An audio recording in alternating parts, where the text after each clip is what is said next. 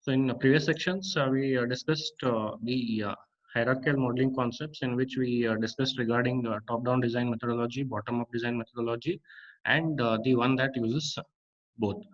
So we had discussed these all things and what is meant by leaf cell, what does a logic designer do, and what does a circuit designer do. So just a refresher for this point. So leaf cells are basically the building blocks which cannot be subdivided further. They are the building blocks which cannot be subdivided further. Then logic designers, what they do is they consider the entire functionality and they divide that functionality into sub blocks and say it may be just a single sub block or multiple sub blocks and reach at the leaf cell. So that is what a logic designer does. What does a circuit designer do? Circuit designer deals with the last level, wherein circuit implies the switches. So using switches, you design the entire circuits. So the circuit designers mainly deal with the leaf cells, design of the leaf cells. That is, say for example, if I want to implement a NOT gate, so how do I implement? Say making use of a CMOS, PMOS, NMOS. So how do I combine this? These are the switches what we'll be using. So in what is a better way? So these all things will be looked up by the circuit designer. So that is one example we had seen of top-down approach. Um, so in this one, we had discussed regarding the ripple carry counter. So it can be designed with n number of T flip-flops, but how the T flip-flops can be designed? They can be designed using a D flip-flop and an inverter. So what is the assumption here? D flip-flop does not have Q bar. It has only Q. Pass it through the NOT gate, you will be getting the Q bar. Therefore, you are divided into D flip flop and the inverter. That is the assumption what they have done here. So we had discussed all these things. That is synchronous, asynchronous. Then what are different types of counters, up counter, down counter, combination of both. Then we came across the ripple counter. So we had discussed and we had seen some simulations related to the ripple carry counter. When we had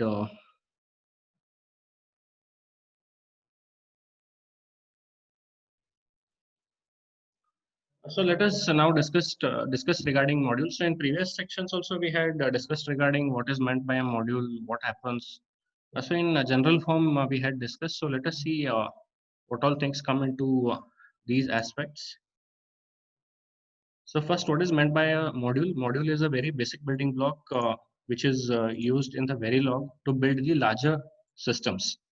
So it is a basic building block which will be utilized to build the system in Verilog.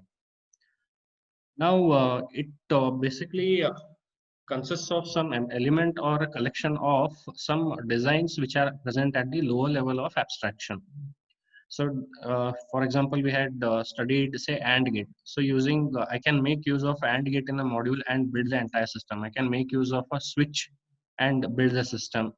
So the module will make use of these elements or the lower level design blocks in order to implement the system. Now here, what if I want to build the entire system, right? What I do is I just group the elements which are present with respect to that module. I just I write it as module, and within this, I'll be writing all the required elements. Say if I want to use a AND gate, I'll be specifying that AND gate in one of the levels. It may be the gate level, it may be the behavioral level. So using those all things, I'll be building the entire module. So typically elements are grouped into modules, which basically try to provide the functionality what you are intended to do. Suppose you want to implement a adder. So we had seen that adder requires XOR gate and a AND gate. Adder requires XOR gate and a AND gate. So in a module, I'll make use of the XOR gate element and the AND gate element. so that the entire functionality of the adder is implemented. So that is what this statement specifies. So module basically provides the necessary functionality to the higher level block through which its port interface. So here we had seen in one of the overview discussions that when I define a module, right, I'll be having input port, I'll be having output port, and few will be both input and it can be output port. So these are the port interfaces what we are speaking of, and this entire thing together will give rise to what is called as the module. And this module will be intended for some particular functionality. So we were discussing like adder. So this is a adder module. So it will be having input port, output port, and both.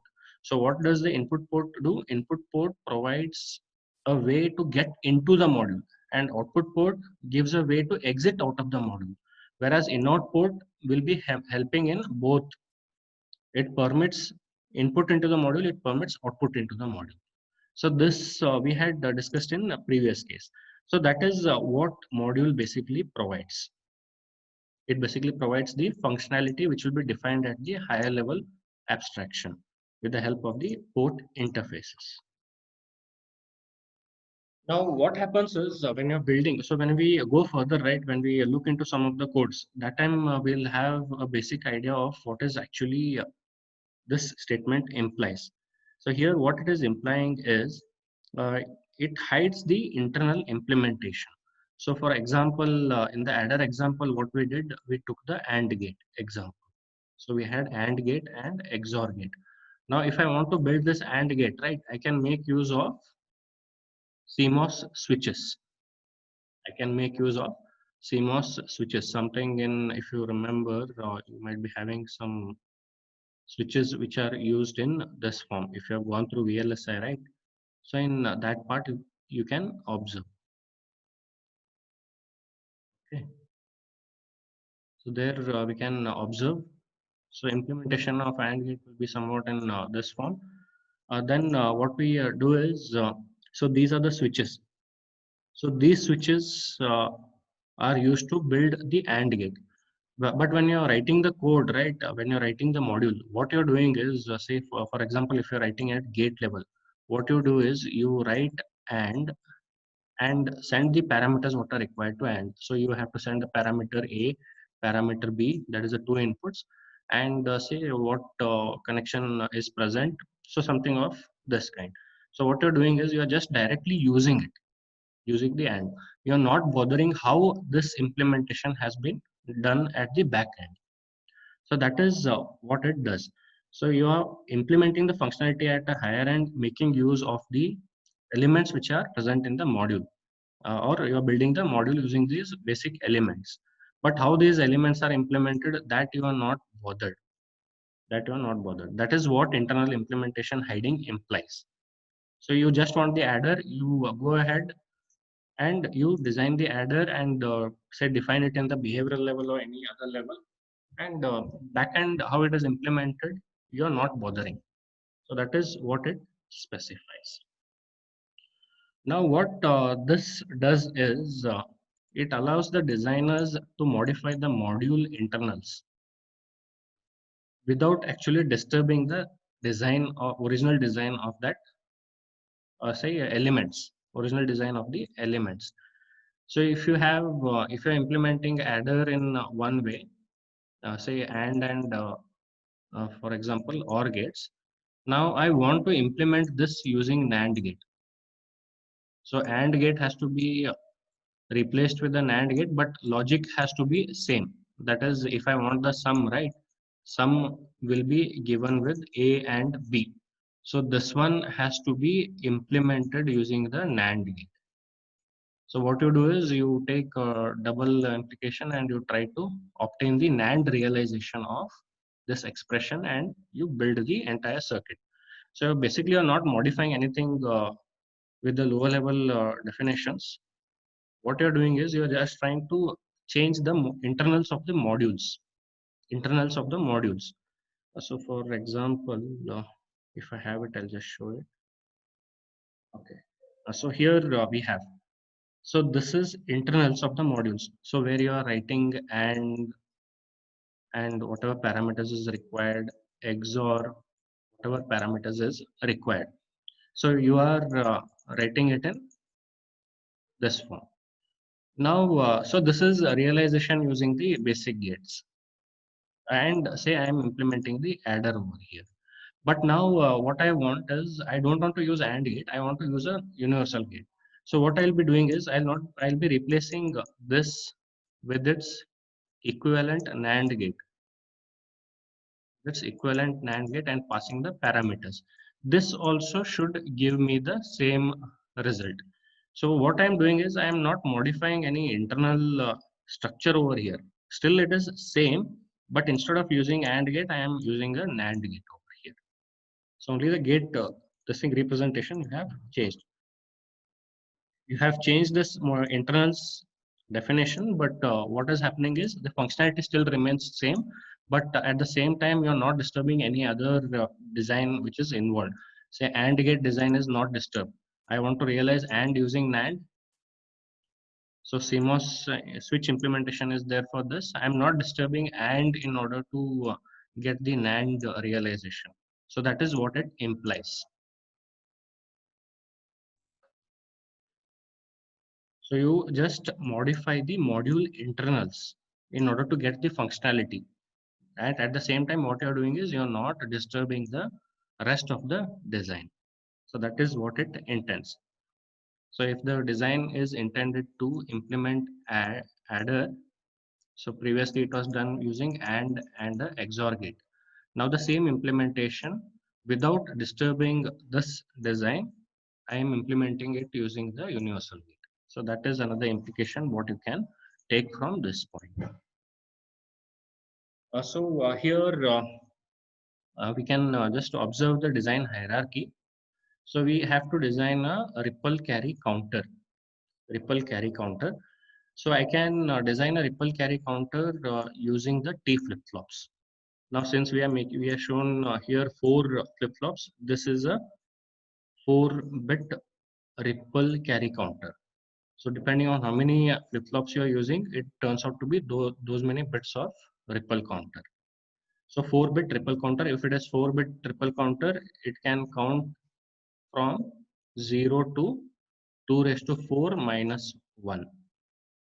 It can count from 0 to 2 raised to 4 minus 1. That is, it can count from 000 to all ones. So that is what it implies. So this is 0, this is 15. So if you just check, this is 2 raised to 4 implies what? 16 minus 1, which is 15.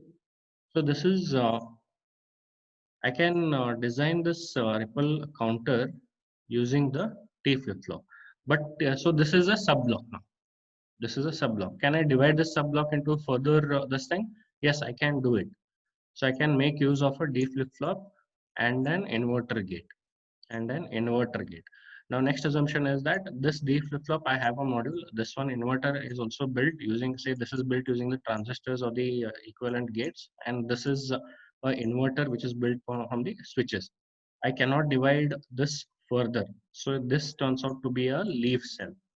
This turns out to be a leaf cell. Now here, if you just observe, this itself is a model in the Verilog. This itself is a model in a Verilog. Inverter gate is a module in a Verilog. Then if I'm able to use this and build this entire thing, this also is another module in Verilog. So these are examples of the modules what we can utilize in Verilog. So let us come back to a 4-bit ripple carry counter. So when we just specify, if I want to define a module in a Verilog, I make use of a keyword that is module. So this already we had seen. What does a keyword module define? Now what does keyword imply? Keyword implies that these words have some specific meaning and I cannot change that meaning. And these these cannot be used or given as say name tags to any of the variables. I cannot use them in defining say variable or any stuff. Say in C programming, how you have int. Int is a keyword. I cannot declare a variable whose name is int. This is wrong. I cannot do this because int has a special meaning in C programming. Similarly, module has a special meaning in Verilog. So whenever we want to start a Verilog module, we start it by using a keyword which is called as module. And if I want to terminate that module or end the module, I make use of another keyword which is called as end module. End module is a continuous word which is utilized over there. So this is also another keyword. Now here we have some things to be specified. So whenever I have to define a Verilog module, it should have several implications, or it should contain several stuff. The first one is module should have a module name. Module name. If module name is not there, then I'll not be able to identify what it is. Then it becomes difficult. If everything starts with the module and there is no name for it, it becomes difficult. Whom to call? So which module you want to use? So it becomes difficult. So this name, module name, which is there, it acts as an identifier for that module. It acts as an identifier for that module. So whenever you are giving name to a module, right, we had discussed some for identifiers. So identifier is nothing but another name. What we had seen was it is name tag. It is a name tag. So we had some implication, right? I can start off the module with the underscore or a alphabet or a alphabet. Then that is the first character. First character should be an underscore or an alphabet. Rest of the characters can be underscore, alphabets, and dollar sign. So these are the things which is permitted in an identifier. So you should remember those things. So when you are writing the code. So each module will consist first thing one module name, which will be acting as an identifier for that module. Then it should have some terminal list, module terminal list, which will basically give us the information of the input and output ports or the terminals for that module. So in previous listing, we had discussed that when we have a module, it can have a output port, it can have a input port, and it can have both input and output port, IO port. Input in output, we call it as an output. So using input port, what we do, we can get entry into the module. Using the output port, we can exit the module. Whereas in-out port supports both. I can, using that port, I can get entry into the module or I can exit from the module. So that is what we had specified. Sometimes instead of calling it as ports, they term it as terminals. So that is what is specified. So a module, this is a Verilog module. This is a Verilog module. So what it is starting off with the keyword, which is termed as module, That is keyword module gives you the identification that it is the start of the Verilog module. Now in C programming, how you have, say for example, just I'm taking an example. I have a main function. How do I indicate that the main function has started? With the open brace. So this open parenthesis is similar to the module. So what you have done, you have opened you have put in the open parenthesis. Now after this, you should give some name to it. So this is the syntax what we have to follow. So this is the name tag or the identifier for this entire module. For this entire module. So for example, in this case, main is the name of this entire function what is present. So syntax will be slightly different. So this is after you use the keyword, you have to give the name of that module. So when you're giving the name of the module, just keep in mind what are the rules we have to follow for the identifier. Rules what we have to follow for the identifier. Now once we have done in a open bracket, within the brackets, I should specify the module terminal list. I should specify the module terminal list. So this is nothing but it will be input port, it will be output port, or it will be in out port. It will be in output.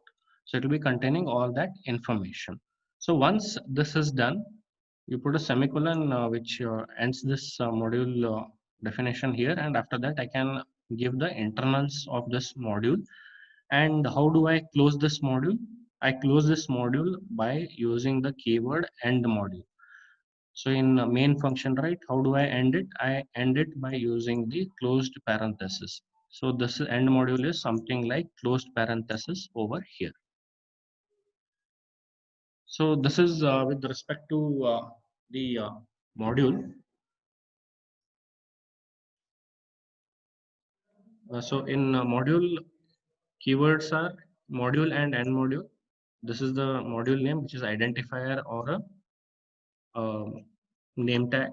Then we have module terminal list, input port, output port, and IO ports. And this is the module internals, wherein we can have a behavioral level of abstraction present, or gate level of abstraction, or data flow level of abstraction, or switch level of abstraction. Basically, switch level is very rarely used. So these are the different abstractions what can be utilized here. So that is your entire logic can fall over here. And if you want to implement an adder, your logic of adder will be falling in this module internals. So whether you are using a universal gate, whether you want to use, you want to build this internals using a say basic gates, so you are welcome to do over here. So I think, okay. So any queries over here?